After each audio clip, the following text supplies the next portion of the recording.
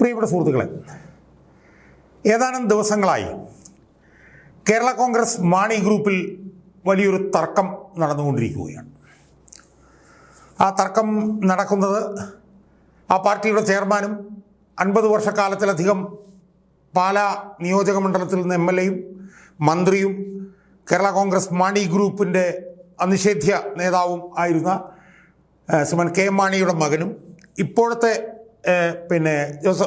മാണി ഗ്രൂപ്പിൻ്റെ ചെയർമാനായിട്ടുള്ള ജോസ് കെ മാണിയും ആ പാർട്ടിയുടെ രണ്ടാമനും പിണറായി സർക്കാരിലെ ജലവിഭവ വകുപ്പ് മന്ത്രിയുമായിട്ടുള്ള റോഷി അഗസ്റ്റിനും തമ്മിൽ നടക്കുന്ന ഒരു വിതർക്കമാണ്, ഒരു സ്പാറ്റ്. അതുമായി ബന്ധപ്പെട്ടിട്ട് ഉള്ള വിവാദമാണ് കഴിഞ്ഞ കുറച്ച് ദിവസങ്ങളായി നമ്മൾ കേട്ടുകൊണ്ടിരിക്കുന്നത്. യഥാർത്ഥത്തിൽ തർക്കം തുടങ്ങിയത് 1-2 ആഴ്ചകൾക്ക് മുമ്പ് ഈ മാണി ഗ്രൂപ്പിൻ്റെ UDF പ്രവേശനവുമായി ബന്ധപ്പെട്ടുകൊണ്ടുള്ള ചില ചർച്ചകളൊക്കെ നടന്നു എന്നുള്ള വാർത്തകൾ വന്നതിനെ തുറന്നിട്ടാണ്. നമുക്കറിയാൻ കഴിഞ്ഞ കുറച്ച് കാലമായി UDF-ലേക്ക് മാണി ഗ്രൂപ്പ് വരുമോ ഇല്ലയോ എന്നുള്ള അഭ്യൂഹങ്ങൾ വ്യാപകമായിരുന്നു. കഴിഞ്ഞ പഞ്ചായത്ത് തിരഞ്ഞെടുപ്പിൽ മാണി ഗ്രൂപ്പിൻ്റെ ശക്തി കേന്ദ്രങ്ങളിലൊക്കെ അവർ പരാജയപ്പെടുകയും കൂടി ചെയ്തതോടുകൂടി മാണി ഗ്രൂപ്പ് UDF-ലേക്ക് ചേക്കേറുമെന്നുള്ള വാർത്തകൾക്ക് ശക്തി വർദ്ധിച്ചു. എന്ന് മാത്രമല്ല, കത്തോലിക്ക പിതാക്കന്മാർക്കും മാണി ഗ്രൂപ്പ് UDF-ലേക്ക് പോകുന്നതാണ് നല്ലത് എന്നുള്ള അഭിപ്രായം അവർക്കുണ്ടായിരുന്നു എന്നും അവരും ജോസ് കെ മാണിയുടെ മേൽ സമ്മർദ്ദം ചെലുത്തുന്നുണ്ടായിരുന്നു എന്നൊക്കെയുള്ള വാർത്തകൾ നമ്മൾ കേട്ടിരുന്നു. ഏതാണ്ട് അത് സംഭവിക്കും എന്ന് ഉള്ള തോന്നൽ മാധ്യമങ്ങളൊക്കെ ഉയർത്തിക്കൊണ്ടുവന്നിരുന്നു. എന്നാൽ പൊടുന്നനെ അത് സംഭവിക്കില്ല എന്നും കേരള കോൺഗ്രസ് മാണി ഗ്രൂപ്പിൻ്റെ 5 MLA-മാരും ഒറ്റക്കെട്ടായി LDF-ൽ തന്നെ നിൽക്കും എന്നുള്ള പ്രഖ്യാപനം വരികയും ചെയ്തു. ആ പ്രഖ്യാപനം വന്ന സമയം മുതൽ തന്നെ മാണി ഗ്രൂപ്പിൽ ജോസ് കെ മാണിക്ക് ബദലായോ അല്ലെങ്കിൽ സമാനമായോ അല്ലെങ്കിൽ ജോസ് കെ മാണിയേക്കാൾ ഒരുപടി മുകളിലോ ആണ് റോഷി അഗസ്റ്റിൻ എന്ന് പറയുന്ന ഇടുക്കിയിൽ നിന്ന് ജയിച്ച അവരുടെ ജലവിഭവ മന്ത്രി നിൽക്കുന്നത് എന്നുള്ള സംശയങ്ങൾ ഉണ്ടായി തുടങ്ങി. അതിന് പ്രധാനപ്പെട്ട കാരണം എന്ന് പറഞ്ഞാൽ ജോസ് കെ മാണിക്ക് UDF-ലേക്ക് പോകണം എന്നായിരുന്നു ആഗ്രഹമെന്നും, എന്നാൽ റോഷി അഗസ്റ്റിൻ്റെ നേതൃത്വത്തിലാണ് അങ്ങനെ പോകേണ്ടതില്ല, LDF-ൽ തന്നെ നിലനിൽക്കണം എന്നുള്ള തീരുമാനം വന്നത് എന്നുമുള്ള വാർത്തകൾ അന്ന് വന്നു. UDF പ്രവേശനവുമായി ബന്ധപ്പെട്ടുകൊണ്ട് താരതമ്യേന ജോസ് കെ മാണി നിശബ്ദത പുലർത്തിയപ്പോൾ ഒരു കാരണവശാലും തങ്ങൾ UDF-ലേക്കില്ല, തങ്ങൾ LDF-ൽ ഉറച്ചു നിൽക്കും എന്നുള്ള പ്രഖ്യാപനങ്ങളുമായി രംഗത്ത് വന്നത് റോഷി അഗസ്റ്റിനായിരുന്നു. റോഷി അഗസ്റ്റിനാണ് ഈ 5 MLA-മാരെ അണിനിരത്തിക്കൊണ്ടൊരു പത്രസമ്മേളനമൊക്കെ നടത്തിയിട്ട് തങ്ങൾ LDF-ലാണ് ഉറച്ചു നിൽക്കുന്ന, UDF-ലേക്ക് പോകുന്ന പ്രശ്നമില്ല എന്നുള്ള കാര്യം അസന്നിഗ്ധമായി പറഞ്ഞ ഒരു വാർത്തകൾ നമ്മൾ കേട്ടിട്ടുണ്ട്. അതിന് തൊട്ടു പിറകെയാണ് ഇടുക്കി ജില്ലാ സെക്രട്ടറി, CPM-ന്റെ ഇടുക്കി ജില്ലാ സെക്രട്ടറി CV വർഗീസ് വന്നിട്ട് മാണി ഗ്രൂപ്പിനെ LDF-ൽ ഉറച്ചു നിർത്തുന്നതിന് വേണ്ടിയിട്ടുള്ള നേതൃത്വപരമായിട്ടുള്ള പങ്ക് എടുത്തത് റോഷി അഗസ്റ്റിനാണ് എന്നുള്ള അയാളുടെ ഒരു ഓഡിയോ സംഭാഷണം പുറത്തു വന്നത് പിന്നെ ഒരു വിവാദം ഉണ്ടാക്കിയിരുന്നു. ആ വിവാദം ഏതാണ്ട് കെട്ടടങ്ങുന്ന സമയത്താണ് ഇടുക്കിയിലെ തൊടുപുഴയിലെ വെച്ച് കണ്ട് നടന്നൊരു പത്രസമ്മേളനത്തിൽ വെച്ച്, അതായത് ജോസ് കെ മാണിയും റോഷി അഗസ്റ്റിനും തമ്മിൽ ഒരുമിച്ച് പങ്കെടുക്കുന്ന പത്രസമ്മേളനത്തിൽ വെച്ച് പാലയിൽ ആര് മത്സരിക്കും എന്നുള്ള കാര്യത്തെക്കുറിച്ചിട്ടുള്ള സംസാരം മാധ്യമപ്രവർത്തകരുടെ ചോദ്യം വന്നപ്പോൾ പാലയിൽ ആര് മത്സരിക്കും എന്നുള്ളത് സംബന്ധിച്ച് പാർട്ടി തീരുമാനിക്കും എന്ന് ജോസ് കെ മാണി, പാർട്ടിയുടെ ചെയർമാൻ, പറഞ്ഞപ്പോൾ ജോസ് കെ മാണിയിൽ നിന്ന് മൈക്ക് തട്ടിപ്പറിച്ചെടുത്ത റോഷി അഗസ്റ്റിൻ അങ്ങനെയൊന്നുമല്ല, പാലയിൽ ജോസ് കെ മാണി തന്നെ മത്സരിക്കും എന്ന് പറഞ്ഞത് വലിയ വിവാദമായിരുന്നു. അതിനെ തുടർന്ന് ജോസ് കെ മാണി വന്നിട്ട് അത് KSCയിലൂടെ ഉയർന്നു വന്ന നേതാവാണ് റോഷി അഗസ്റ്റിൻ, അദ്ദേഹത്തിൻ്റെ ഒരു ചോരത്തിളപ്പ് കൊണ്ടാണ് അത് പറഞ്ഞത് എന്ന് പറഞ്ഞുകൊണ്ട് ആ വിവാദം ഒന്ന് തണുപ്പിക്കാൻ ശ്രമിച്ചു. പക്ഷേ അതിനെ തുടർന്ന് വീണ്ടും റോഷി അഗസ്റ്റിൻ ആവർത്തിച്ച് പറഞ്ഞു പാലയിൽ നിന്ന് തന്നെ ജോസ് കെ മാണി മത്സരിക്കും, ഒരു പാർട്ടിക്കൊരു ലീഡർഷിപ്പ് ഉണ്ടാവണം, ആ ലീഡർഷിപ്പ് ഉണ്ടാവണമെങ്കിൽ പാലയിൽ നിന്ന് തന്നെ ഇയാൾ മത്സരിക്കും എന്ന് റോഷി അഗസ്റ്റിൻ പിന്നെയും പറഞ്ഞു. അതിനെ വീണ്ടും ജോസ് കെ മാണി ഖണ്ഡിച്ചു. എന്തായാലും ഈ പറഞ്ഞ പോലെ കേരള കോൺഗ്രസ് മാണി ഗ്രൂപ്പിൽ ഒരു പിളർപ്പിനുള്ള സാധ്യത ഉണ്ടോ ഇല്ലയോ എന്നുള്ള നിലയിലുള്ള തരത്തിലേക്ക് ചർച്ചകൾ ഉയർന്നു വന്നിരിക്കുന്നു. സാമൂഹ്യ മാധ്യമങ്ങളിലൊക്കെ ജോസ് കെ മാണിക്ക് അനുകൂലമായിട്ടും അതുപോലെ തന്നെ റോഷി അഗസ്റ്റിന് അനുകൂലമായിട്ടുമുള്ള ചർച്ചകൾ സാമൂഹ്യ മാധ്യമങ്ങളിലൊക്കെ സജീവമായി നടന്നുകൊണ്ടിരിക്കും. സുഹൃത്തുക്കൾ, എന്തായാലും ഈ വിഷയം ഒരു വലിയ വിവാദമായി ഇപ്പോൾ കേരളത്തിലെ പൊതുമണ്ഡലത്തിൽ ഇങ്ങനെ നിൽക്കുകയാണ്. ഈ റോഷി അഗസ്റ്റിനും ജോസ് കെ മാണിയും തമ്മിലുള്ള വിവാദം. നമുക്കറിയാം, ഈ മണി ഗ്രൂപ്പിനകത്ത് എല്ലാ കാലത്തും ഒരു അനിഷേധ്യ നേതാവാണ് ഉണ്ടായിട്ടുള്ളത്. അത് മാണി മാത്രമായി. കെ മാണിയുടെ മരണത്തിന് ശേഷം മാണി ഗ്രൂപ്പ് ജോസ് കെ മാണിയുടെ നേതൃത്വത്തിലുണ്ടായി. ആ ഉണ്ടായ സമയത്തും ഏതാണ്ട് അടുത്ത കാലം വരെ ആ പാർട്ടിയുടെ അനിഷേധ്യനായിട്ടുള്ള നേതാവ് ജോസ് കെ മാണിയാണ് എന്നുള്ള ഒരു ധാരണയാണ് പാർട്ടിക്ക് അകത്തും പുറത്തും പൊതുമണ്ഡലത്തിലുമൊക്കെ ഉണ്ടായിരുന്നത്.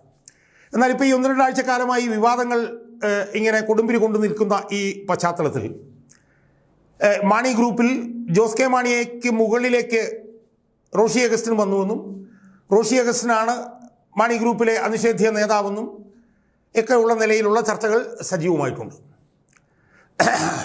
എന്തായാലും ഒരു കാര്യം ഉറപ്പാണ്, റോഷി അഗസ്റ്റിൻ വളരെ ഈ പറഞ്ഞ പോലെ ഇച്ഛാശക്തിയോടുകൂടി വളരെ ആർജവത്തോടുകൂടി മാണി ഗ്രൂപ്പിൻ്റെ തീരുമാനങ്ങൾ പ്രഖ്യാപിക്കുന്ന ഒരു രീതിയാണ് ഇപ്പോൾ അവലംബിച്ചിട്ടുള്ളത്.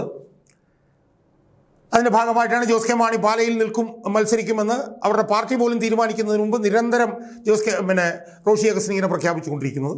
ജോസ് കെ മാണിയാണെങ്കിൽ ഏതാണ്ട് ഒരുമാതിരി ഒരു നിശബ്ദത പുലർത്തുന്ന ഒരു നിലയിലേക്ക് ഇപ്പോൾ മാറിക്കഴിഞ്ഞിരിക്കുന്നു എന്ന് നമുക്ക് കാണാൻ കഴിയും. അപ്പം വന്നിട്ടുള്ള ചർച്ചയെന്ന് പറഞ്ഞാൽ റോഷി അഗസ്റ്റിൻ CPM-ൻ്റെ പിന്തുണയോടുകൂടിയാണ് ഈ ഫൈറ്റ് നടത്തുന്നതെന്നും റോഷി അഗസ്റ്റിൻ ഈ മാണി ഗ്രൂപ്പ് പിടിച്ചെടുക്കാൻ വേണ്ടിയിട്ടുള്ള ശ്രമങ്ങളിലൂടെ ഒക്കെ പോയിക്കൊണ്ടിരിക്കുകയാണെന്നൊക്കെ ഉള്ള ചർച്ചകളാണ് നടന്നുകൊണ്ടിരിക്കുന്നത്. സുഹൃത്തുക്കളെ, ഞാനിന്ന് ഈ വീഡിയോയിലൂടെ എൻ്റെ പ്രേക്ഷകരുമായി ചർച്ച ചെയ്യാൻ ഉദ്ദേശിക്കുന്നത് ഈ റോഷി അഗസ്റ്റിൻ പെട്ടെന്ന് ഇങ്ങനെ 2-3 ആഴ്ച കൊണ്ട് റോഷി അഗസ്റ്റിൻ്റെ വാക്കുകൾക്ക് ഇത്ര ശക്തി വന്നത് എന്തുകൊണ്ടാണ്? റോഷി അഗസ്റ്റിൻ പരസ്യമായി തന്നെ ജോസ് കെ മാണിക്ക് എതിരായി ഈ പത്രസമ്മേളനത്തിൽ സംസാരിക്കുന്നത് എന്തുകൊണ്ടാണ്? പാർട്ടി തീരുമാനിച്ചില്ലെങ്കിലും ജോസ് കെ മാണി പാലയിൽ നിൽക്കും എന്ന് റോഷി അഗസ്റ്റിൻ ഖണ്ഡിതമായി പറയുന്നത് എന്തുകൊണ്ടാണ്? എത്ര ആർജവത്തോടുകൂടിയും ഇച്ഛാശക്തിയോടുകൂടിയും റോഷി അഗസ്റ്റിൻ ഇക്കാര്യങ്ങൾ പറയാനുള്ള കാരണമെന്ത് എന്നുള്ള സംശയം കേരളത്തിൻ്റെ പൊതുമണ്ഡലത്തിൽ വ്യാപകമായിട്ടുണ്ട്. അത് UDF-ൻ്റെയും LDF-ൻ്റെയും അണികൾക്കിടയിലും അത് ചർച്ചയായിട്ടുണ്ട്. മാണി ഗ്രൂപ്പിനകത്തും അത് വലിയൊരു ചർച്ചയായിട്ടുണ്ട്. ഞാനിന്ന് എൻ്റെ പ്രേക്ഷകരുമായി പങ്കുവെക്കാൻ പോകുന്നത് എന്തുകൊണ്ടാണ് റോഷി അഗസ്റ്റിൻ്റെ വാക്കുകൾക്ക് ഇത്ര ശക്തി വന്നിരിക്കുന്നത്, റോഷി അഗസ്റ്റിൻ ഇത്ര അതോറിറ്റേറ്റീവ് ആകുന്നത് എന്തുകൊണ്ട്, റോഷി അഗസ്റ്റിൻ ഇത്രയും അസർട്ടീവ് ആകുന്നത് എന്തുകൊണ്ട്, റോഷി അഗസ്റ്റിൻ എന്തുകൊണ്ടാണ് ജോസ് കെ മാണിയേക്കാൾ ശക്തമായി മാണി ഗ്രൂപ്പിൻ്റെ ഒരു വ്യക്തമായി പൊടുന്നനെ മാറിയതിൻ്റെ കാരണം എന്താണ് എന്നുള്ള യഥാർത്ഥ കാരണം എന്താണ് എന്നാണ് ഞാനിന്ന് പ്രേക്ഷകരുമായി ചർച്ച ചെയ്യാം. സുഹൃത്തുക്കളെ, അത് കഴിഞ്ഞ 2-3 മാസത്തിനിടയിൽ സർക്കാരുമായി ബന്ധപ്പെട്ട് നടന്ന ചില സംഭവങ്ങളുടെ പശ്ചാത്തലത്തിലാണ് റോഷി അഗസ്റ്റിൻ്റെ വാക്കുകൾക്ക് ഇത്ര ശക്തി വന്നിരിക്കുന്നത് എന്നാണ് എനിക്ക് എൻ്റെ പ്രേക്ഷകരോട് സൂചിപ്പിക്കാറുള്ളത്. അത് റോഷി അഗസ്റ്റിൻ്റെ വകുപ്പിലെ ഒരു വലിയ പദ്ധതിയുമായി ബന്ധപ്പെട്ട് നടന്ന ചില അന്തർനാടകങ്ങളുടെ ഭാഗമായിട്ടാണ് റോഷി അഗസ്റ്റിൻ പൊടുന്നനെ പാർട്ടിയിൽ ശക്തനായത് എന്നാണ് എനിക്ക് സൂചിപ്പിക്കാനുള്ളത്. സുഹൃത്തുക്കളെ, റോഷി അഗസ്റ്റിൻ്റെ ജലവിഭവ വകുപ്പിലെ ഏറ്റവും പ്രധാനപ്പെട്ട ഒരു പദ്ധതിയാണ് ജലജീവൻ പദ്ധതി. അതൊരു കേന്ദ്രാവിഷ്കൃത പദ്ധതിയാണ്, പക്ഷേ സംസ്ഥാന ഗവൺമെൻറ് അതിനകത്ത് ഫണ്ട് ചെലവഴിക്കും. അത് ഓഗസ്റ്റ് 15, 2019 മുതൽ ഇന്ത്യയിൽ എല്ലാ ഗ്രാമീണ ഭവനങ്ങളിലും പൈപ്പ് വാട്ടർ സപ്ലൈ എത്തിക്കുന്ന ഒരു പദ്ധതിയാണ് ഈ ജലജീവൻ പദ്ധതി. അത് 2019 ഓഗസ്റ്റ് 15 മുതൽ നടപ്പിലാക്കി വരുന്ന ഒരു പദ്ധതിയാണ്. ആ പദ്ധതിക്ക് കേരളത്തിൽ ഇതുവരെ ഈ ജലജീവൻ മിഷൻ എന്ന് പറഞ്ഞാൽ അതിന് വേണ്ടിയിട്ട് ഏതാണ്ട് 11,000-ത്തിലധികം കോടി രൂപ ചെലവഴിച്ചു കഴിഞ്ഞു.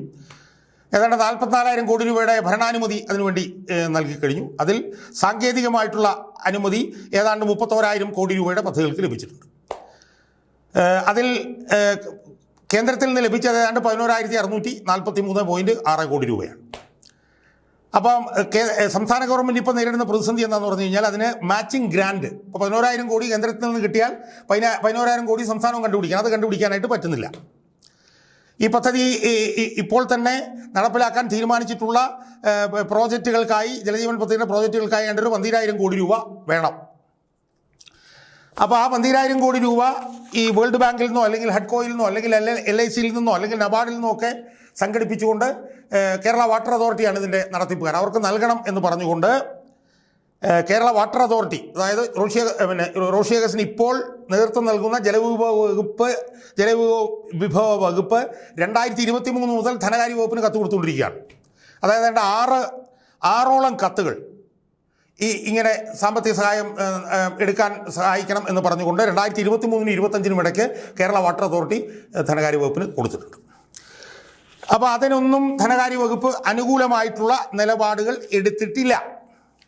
എന്നാൽ പൊടുന്നനെ 2 മാസങ്ങൾക്ക് മുമ്പ് ഇതിൽ ഏതാണ്ടൊരു 5000 കോടി രൂപ, ഇതിൽ ഏതാണ്ടൊരു 9,000 കോടി രൂപ നബാർഡിൽ നിന്ന് വായ്പ എടുക്കാനായി ധനകാര്യ വകുപ്പ് അനുവദിച്ചു. അതിൽ 5000 കോടി രൂപ അതിൻ്റെ 1ാം ഘട്ടത്തിൽ എടുക്കാൻ ധനകാര്യ വകുപ്പ് അനുവദിക്കുകയാണ്. എപ്പോഴാണ്?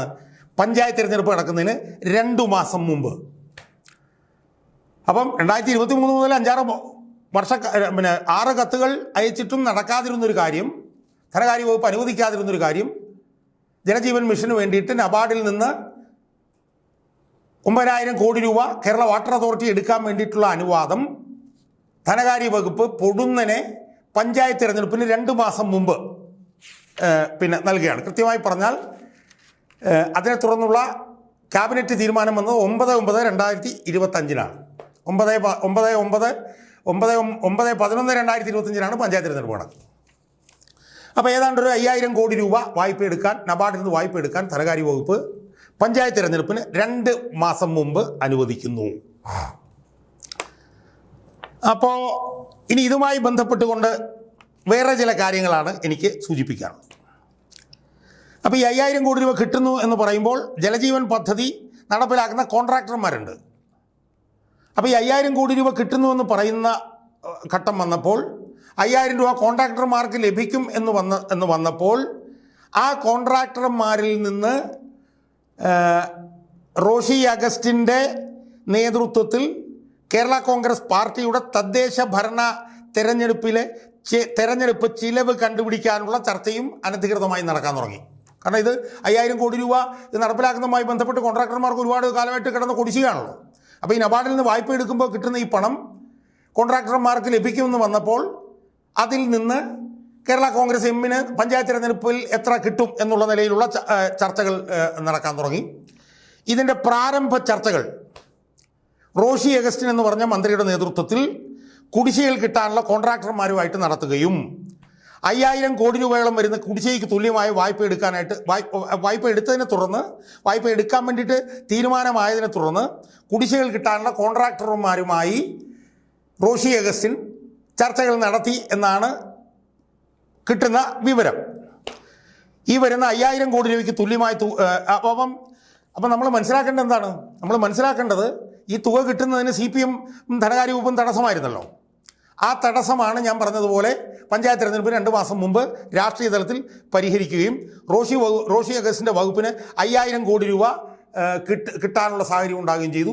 ആ സാഹചര്യം ഉണ്ടായപ്പോഴാണ് റോഷി അഗസ്റ്റിൻ കുടിശ്ശിക കൊടുക്കാനുള്ള കോൺട്രാക്ടർമാരുമായിട്ട് ചർച്ച ചെയ്തിട്ട് ആ കുടിശ്ശിക കൊടുക്കാനുള്ള കോൺട്രാക്ടർമാരുമായി ചർച്ച ചെയ്തതിനെ തുടർന്ന് അതിൽ നിന്നൊരു ഭാഗം, ഒരു ചെറിയ കമ്മീഷൻ തങ്ങളുടെ പാർട്ടിക്ക് പഞ്ചായത്ത് തിരഞ്ഞെടുപ്പിന് നൽകണം എന്നുമുള്ള ഒരു ധാരണയിലെത്തി എന്നുമാണ് ആരോപണങ്ങൾ നമ്മൾ കേൾക്കുന്നത്.